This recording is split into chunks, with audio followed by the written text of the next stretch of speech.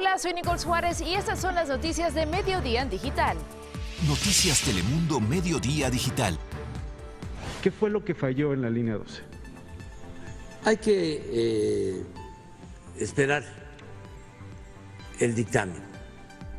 Hablamos con el presidente de México, Andrés Manuel López Obrador, durante su mañanera de hoy. Además del accidente del metro en la capital mexicana, abordamos otros temas de actualidad, incluyendo la inmigración. Momentos de caos. El conductor del metro accidentado en Ciudad de México cuenta cómo vivió la tragedia. Lo que se encontró al salir de su cabina: cables sueltos, hierros retorcidos y los pasajeros desesperados pidiendo ayuda. La inmigración marca el encuentro entre la vicepresidenta Harris y el presidente de México, López Obrador, con el compromiso de brindar alivio a Guatemala, Honduras y El Salvador en la búsqueda de una salida a la crisis migratoria. La vicepresidenta de Estados Unidos, Kamala Harris, y el presidente de México, Andrés Manuel López Obrador, se han reunido hoy en la distancia a través de videoconferencia. La inmigración fue el enfoque de este encuentro, un primer acercamiento, un compromiso entre ambos países para encontrar una salida a la actual crisis migratoria que pasaría por brindar alivio inmediato a los países de Guatemala, Honduras y El Salvador. Harris destacó la importancia de una asociación entre las dos naciones. Pero momentos antes de este encuentro con Kamala Harris, Andrés Manuel López Obrador respondió a varias preguntas de mi compañero y presentador de Hoy Día, Nacho Lozano, durante su comparecencia en la mañanera. Buenas tardes, Nacho. Cuéntanos, ¿qué te dijo el presidente mexicano? ¿Qué tal, Nicole? Efectivamente, Noticias Telemundo estuvo esta mañana en la conferencia cotidiana del presidente Andrés Manuel López Obrador en Palacio Nacional. Hablamos sobre asuntos de migración. Al presidente le preguntamos cuáles eran las expectativas, el planteamiento al gobierno del presidente Joe Biden a través de esta reunión virtual que tú bien describías con la vicepresidenta Kamala Harris. Y por supuesto le preguntamos de la cobertura que hemos hecho en estos días en Tláhuac. ¿Por qué no ha ido? ¿Qué piensa de lo que ocurrió en la línea 12? Esto es parte de lo que nos dijo el presidente Andrés Manuel López Obrador. Sobre migración, ¿cuál va a ser la propuesta? Sobre migración, sí. ¿Qué va a proponer, presidente? El que se atiendan las causas, y en eso coincidimos. Y es muy buena la relación con el presidente Biden y con la vicepresidenta Kamala Harris. Hay que promover el desarrollo en Guatemala, en Honduras, en El Salvador, en el sur de México. Nosotros proponemos, consiste básicamente en invertir, en el caso de Centroamérica, para sembrar árboles. En muy poco tiempo, 1.200.000 empleos en los 3 países de Centroamérica que tienen más migración. Y esto acompañado también con el compromiso de que Estados Unidos amplíe las visas de trabajo temporal y que después, con el tiempo, inclusive, se pueda reconocer la residencia o la doble nacionalidad. ¿Diría que hay una mejor relación con la administración de Joe Biden respecto a la administración de Donald Trump? Es igual. Con el presidente Trump llevamos una muy buena relación y lo mismo ahora con el presidente Biden. El que el presidente Biden esté tomando decisiones correctas en cuanto al tema migratorio. Por ejemplo, el reconocer la residencia de más de 10 millones de migrantes, el regularizar la situación de más de 10 millones de migrantes, incluidos desde luego nuestros paisanos. Eso es un paso importantísimo. Señor presidente, en los últimos días, como mis colegas, hemos estado haciendo cobertura en Tláhuac después de la tragedia. Usted lo ha señalado aquí, también lo ha dicho la doctora Claudia Sheinbaum, las averiguaciones, las investigaciones están en marcha, lo mismo los peritajes para saber quiénes son los responsables legales y administrativos. Pero en su opinión, señor presidente, ¿Quiénes son los responsables morales? ¿Qué fue lo que falló en la línea 12? Hay que esperar el dictamen, porque también eso es motivo de acusaciones sin fundamento. Hay una campaña de linchamiento político. ¿Por qué no ha visitado los hospitales? ¿Por qué no lo hemos visto ahí? Porque no es ese mi estilo. Eso tiene que ver más con lo espectacular y lo que se hacía antes. No me gusta la hipocresía. Estoy pendiente, estoy solidarizándome con los familiares de las víctimas, me duele mucho, pero esto no es de irse a tomar fotos. Eso ya también al carajo, ese estilo demagógico. Parte de lo que dijo el presidente Andrés Manuel López Obrador en esta conversación, en este intercambio durante su mañanera en Palacio Nacional. Regresando a la cobertura que hemos hecho en los últimos días, que Telemundo y Noticias Telemundo ha estado pendiente desde la zona cero de la Ciudad de México, después de que cayeron estos dos vagones en la línea 12, nos hemos preguntado qué pasó por la cabeza del conductor de ese convoy. ¿Cómo está el conductor de ese convoy? ¿Y cuál es su circunstancia hoy en día? Isa Osorio, mi colega reportera, tiene esto, mire. ¿Qué tal? Muy buenas tardes. Pues mientras todas las miradas están puestas en los resultados que arrojen los peritajes para determinar qué fue lo que ocasionó el colapso de los dos vagones del metro de la línea 12, el chofer del convoy, Rodrigo García, ha dado una entrevista y ha narrado qué fue lo que ocurrió. Él asegura que se trataba de su último viaje. Eran aproximadamente las 10:20 de la noche cuando sintió que el vagón del metro se levantaba. Al sentir el levantamiento, yo volteo a ver enfrente y los cables de la catenaria se empiezan a mover.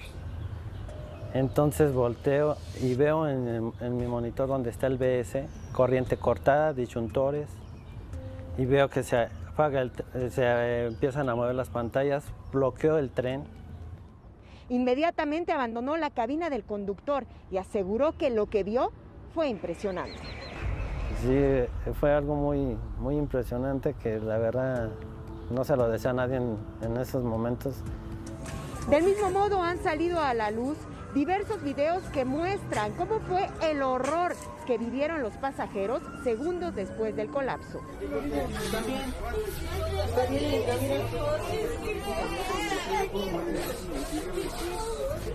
Hoy el Sindicato de Trabajadores del Metro presentará una denuncia contra la directora de este servicio de transporte público, pues los trabajadores aseguran que durante meses insistieron a la directora que había varias deficiencias, no solamente en la línea 12, sino en otras estaciones del metro. Hasta aquí mi reporte, regreso contigo. Muchísimas gracias, Isa. Ahí está la conversación exclusiva con el conductor del metro. Parte de lo que te tengo desde la Ciudad de México. Nicole, más adelante, a las 6:30, estaremos presentando más detalles de nuestra conversación con el presidente Andrés Manuel López Obrador esta mañana en Palacio Nacional. Claro, porque muchas personas aún están exigiendo respuestas, saber exactamente qué fue lo que pasó. Gracias, Nacho. Y ahora nos vamos a Puerto Rico, donde se realiza el segundo día de servicios fúnebres para Keishla Rodríguez, la joven embarazada asesinada por el boxeador Félix Bermejo, pero él no actuó solo, tenía un cómplice, Luis Antonio Cádiz Martínez, al que habría ofrecido $5,000 para que le ayudara a cometer este atroz crimen. Los dos están acusados por un gran jurado y la lectura formal de los cargos será el próximo martes. De ser encontrados culpables en el juicio, podrían ser condenados a la pena de muerte. También le informó que los 4 policías de Minneapolis implicados en la muerte de George Floyd han sido imputados hoy por un jurado federal. Han sido acusados de violar los derechos constitucionales de Floyd mientras era sometido en el suelo boca abajo por el ex policía Derek Chauvin. La acusación dice que inmovilizaron a Floyd de forma injustificada, con uso excesivo de la fuerza y que no le brindaron ayuda médica. Ahora le damos un giro a la información porque las voces que reclaman un diálogo político en Colombia van en aumento.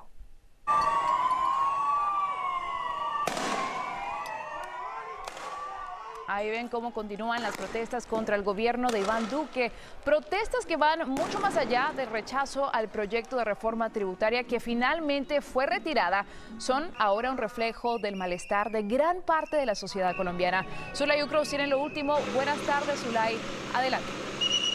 Así es, muy buenas tardes. Horas de tensión se viven en Colombia tras 10 días de paro. Este es Ameco, uno de los puntos más neurálgicos de Cali, donde se han presentado varias confrontaciones entre los manifestantes y la fuerza pública. Sin embargo, ellos están permitiendo que entren y salgan las misiones médicas, como también el transporte de combustible. Aquí en Cali, en la zona de Siloé, anoche también ingresó un carro disparando contra los manifestantes y dejando heridas a 2 personas integrantes de la minga indígena. En Medellín falleció un policía, en Bogotá derribaron la estatua de Gonzalo Jiménez de Quesada y también hasta aquí, hasta el Valle del Cauca, llegaron integrantes de la ONU, de los cascos azules, para verificar la situación de orden público. En otras vías del país, por ejemplo, Zipaquirá, Bogotá, se han presentado confrontaciones contra los manifestantes y la fuerza pública porque hay centenares de camiones también varados en estas vías intentando llegar con alimentos a otras ciudades. En esta región del país la información es que la noche inmediatamente anterior se presentaron 6 muertos, sin embargo las autoridades no han confirmado esta cifra. En las próximas horas también el Comité Nacional del Paro entregará un pronunciamiento. Soy Zulay Ucros informando desde Cali, Colombia para Noticias Telemundo.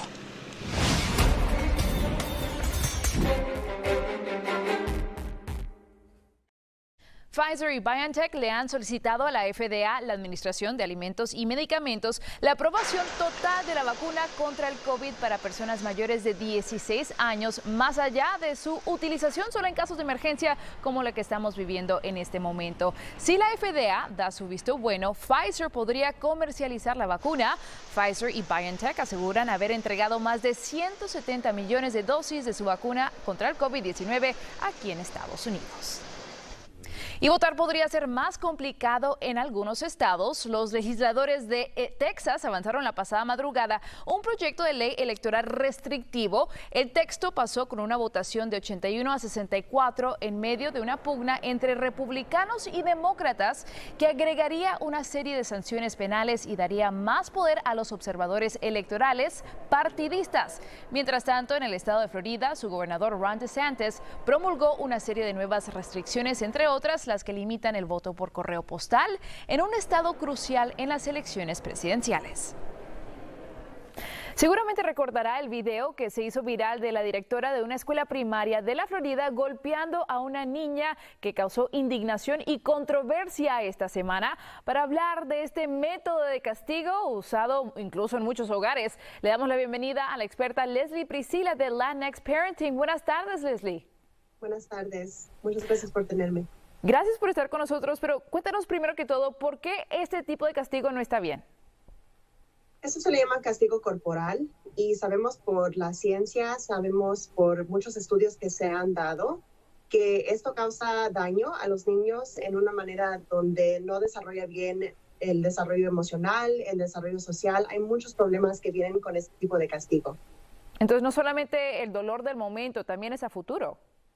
Exactamente. Esto es algo que impacta a los niños a largo plazo.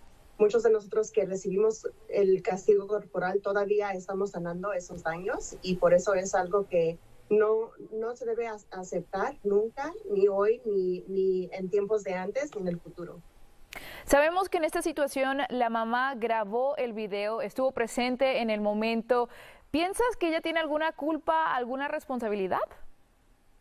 Pienso que mucha culpa se les da a los padres por aceptar este tipo de castigo y yo pienso que es un problema sistémico que como una sociedad nosotros aceptamos eso.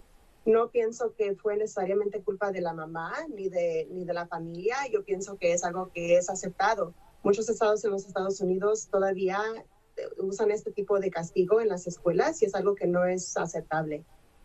¿Cómo crees que la directora debió manejar este tema? Yo pienso que yo quisiera que la directora se pusiera en el lugar del niño. Es una regla muy básica. Traten a los niños, traten a las personas como a nosotros nos gustaría ser tratados. Y pensaría que una directora, que alguien, un adulto, se sentaría con el niño, hablara con el niño, tendría una conversación y investigar lo que es la raíz de lo que está pasando. Si nomás estamos viendo el comportamiento de un niño y estamos diciendo que es un mal comportamiento, no estamos mirando la necesidad abajo de ese comportamiento. Así lograr que ellos realmente entiendan que lo que hicieron está mal. Leslie, un consejo para los papás que tal vez usen este tipo de castigo en casa.